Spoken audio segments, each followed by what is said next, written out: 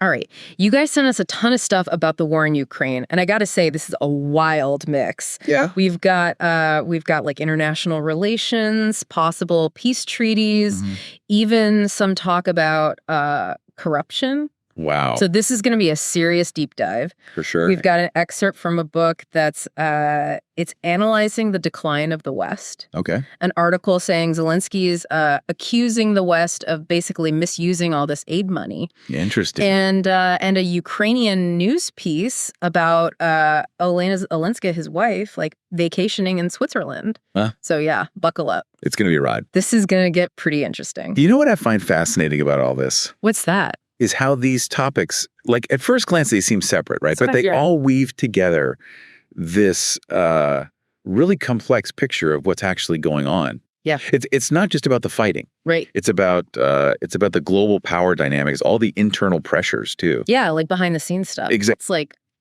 It's like a whole nother level. Absolutely. And that book excerpt, Der Westen im Niedergang, it really gets into all that. Oh, yes. The author, Emmanuel Todd, he called the Soviet Union collapsing like way back in the 70s. Seriously. Like he predicted it. Wow. And now he's saying the West is on a similar path. And get this, he thinks we're involved in Ukraine to stop a German-Russian alliance. Interesting take. More than anything else. What do you think about that? Well, you know, Todd's argument, it's not just like predicting doom and gloom. Right. He's saying we always underestimate Russia. Their strength and stuff? Yeah, both their resilience like under pressure. Okay. And their motivation for this whole conflict. Right. He even says the sanctions, like in a way, they backfired. So. Because it forced Russia to become more self-sufficient. So they're like stronger now because of the sanctions? That's a possibility. Wow. So that's not what a lot of people thought would happen, huh? Not at all. But there's this one thing I just can't wrap my head around. What's that? Todd connects low birth rates to a country's military strategy. Right. How does that even work? Okay. So help me out here. It is a connection that a lot of people might miss, but when you really think about it, it makes sense. Right. So Todd's argument is that societies with fewer births, they tend to favor these high-tech military strategies that don't require as many people. So it's about quality over quantity. Exactly. I see. And he sees that as like a main difference between Russia and the West right now. Okay. Russia's got a bigger population, so they can stick to more traditional warfare. Gotcha. Which may be working to their advantage in this whole thing. So it's not just about tanks and missiles. It's about how many soldiers you can actually put on the ground. Exactly. Makes you wonder, like if these declining birth rates in the West, the ones Todd's talking about, if they're a sign of something bigger, you know? 100%. And that feeds right into his larger point about the West's decline. Okay. He sees us as becoming fragmented, too focused on our own problems. Right. And lacking that unity and vision to really compete on the global stage. No, not a very optimistic view. It's not. But before we all become doomsday preppers, let's talk about that article. The one claiming that Zelenskyy made some pretty serious accusations against the West. Oh, yeah. It says that during an interview, Zelenskyy straight up said Ukraine hasn't gotten half the aid money that was promised. Wow. And he even implied that some of that missing money might be because of corruption. That's a bold statement. Totally. Like, you know, this is where things get really interesting. Because we have to ask ourselves, is this a genuine outcry? Against the West. Yeah, against potential mishandling of those funds? Right. Or is it a strategy, you know? They play by Zelenskyy. Yeah, to put pressure on his allies. It could be a little bit of both, to be honest. Yeah, probably, right? Yeah. And remember that example he gave about the U.S. insisting on using their cargo jets? Oh, yeah. Instead of the Ukrainian ones? What do you say? He called it lobbyism. Like someone's profiting off this whole thing. Yeah, that's a pretty loaded term. Right. It suggests that he might be hinting at a bigger story behind all this missing aid. Like it's not just an accounting error. Yeah, exactly. Something more. Whoa. Makes you question the motives of everyone involved, you know? Makes you question everything. And the transparency, too. Yeah, for sure. So we've got these predictions of like Western decline. Right. And then Zelenskyy, the leader of the country we're backing, saying things aren't exactly what they seem. Yeah. But there's one more thing that really caught my attention. Oh, yeah. That Ukrainian news piece, the one about Elena Zelenska's trip to Switzerland, Hmm. it just seems like a weird time for a luxury vacation. Oh, yeah. Given everything that's going on. I mean, the timing is definitely interesting, for sure. Yeah, especially with those accusations Zelensky's making. Right. This incident, no matter what the intent was, it just fuels that narrative.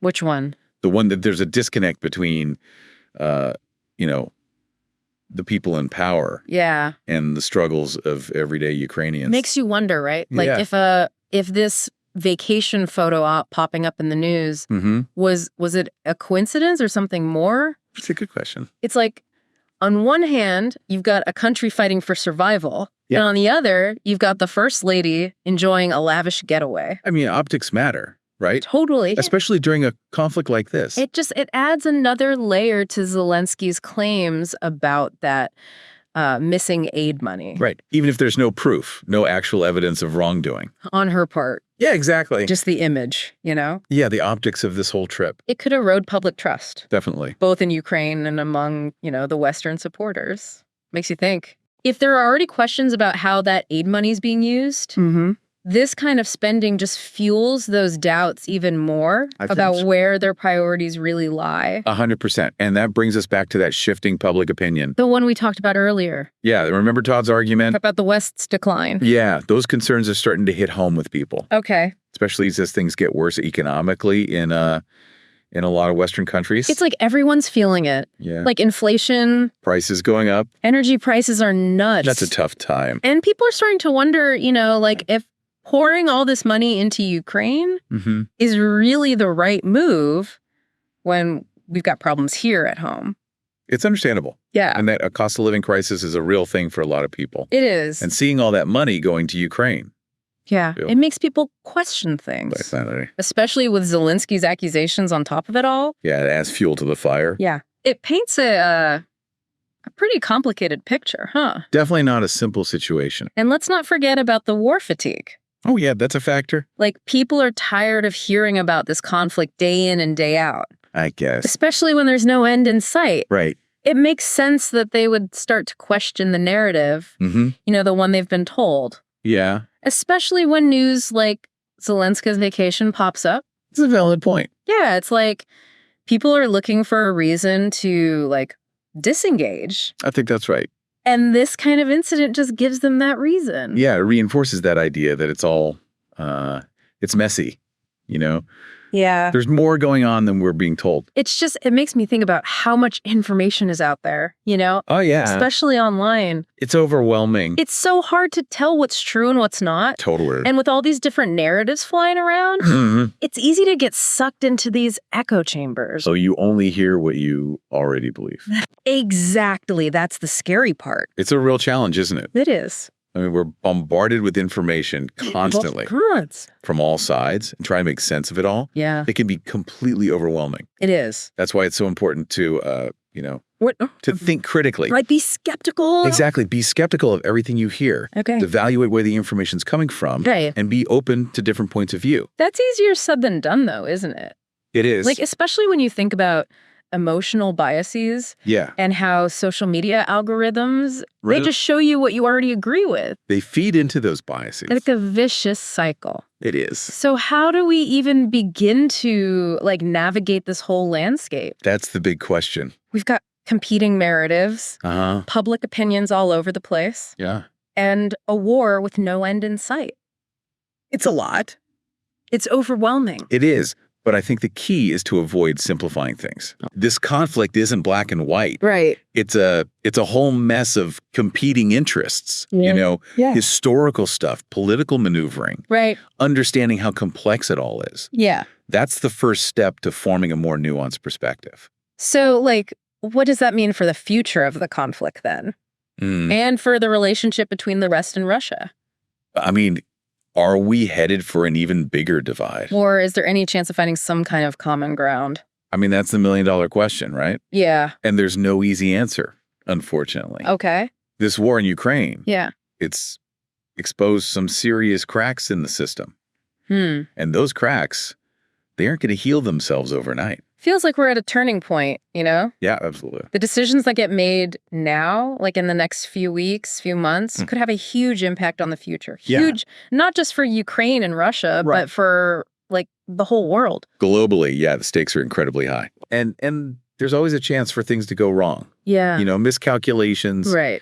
It's a delicate balance. It is. Trying to support Ukraine without making the conflict worse. Without escalating things, yeah? And with public opinion getting more divided. Even in the West? Yeah, even in the West. Finding that balance is getting tougher. Yeah, it's tricky. And speaking of public opinion, I keep thinking about that news piece about Olena Zelenskyy's vacation. Oh, right. Yeah. It's like, it's a perfect example of what people are worried about. You know, that disconnect between the people in charge and what's really happening. It's a powerful image, you know, whether it was intentional or not. Yeah. It plays right into those anxieties. About corruption. Yeah. And misplaced priorities. Yeah. Makes you think. Makes you wonder if that trip will be used by like certain groups. Oh, for sure. To push their own agendas. Yeah. Either to support Zelenskyy or to undermine him. I bet you're right. Like someone's already spinning this to fit their narrative. Absolutely. But let's zoom out for a second. Okay. With everything we talked about today, the potential decline of the West, the corruption accusations, public opinion changing, and even Zelenskyy's vacation. Right. Where does all this leave us? It's a good question. Well, what are we supposed to take away from this whole situation? I mean, it's easy to just say it's too complicated, right? Yeah, throw your hands up. Yeah, and just give up. Right. But I don't think that's the answer. Okay. What we've learned today, it just shows how important critical thinking is. Especially with stuff happening on the world stage. Exactly. So what does that look like in real life? How do we, like, as individuals, avoid getting caught up in all the misinformation? I think the first step is realizing that there's rarely one single truth. Okay. When it comes to these global conflicts. Right. We have to be skeptical of simple explanations and easy answers. Exactly. Look for different perspectives. Even ones that challenge what we already believe. Yeah. Even the ones that make us uncomfortable. That's the hard part, right? It is, but it's so important. If you want to break free from those echo chambers. Exactly. And form our own opinions. Our own informed opinion. Right. And remember, even small things can make a difference. Okay. Stay informed. Talk to people. You know, have those conversations. Respectful dialogue? Yes, exactly. Support humanitarian efforts. Right. And hold our leaders accountable. It's a good reminder that we're not totally powerless. Yeah, we can do something. We have a responsibility to engage, to learn, and to act, even if it feels small. Even if it feels like a drop in the ocean. Exactly. And as we try to understand all the complexities of this conflict, let's remember the human cost. The most important thing. Yeah, the lives lost, families torn apart, dreams put on hold. That should be at the forefront of our minds. It should guide us. Absolutely. Well said. Well, on that note, that's going to wrap up this deep dive. Thanks for having me. I hope this conversation has encouraged you all to keep asking questions. Yeah. Keep exploring and keep trying to understand the world around us. It's been great diving deep with you. Until next time.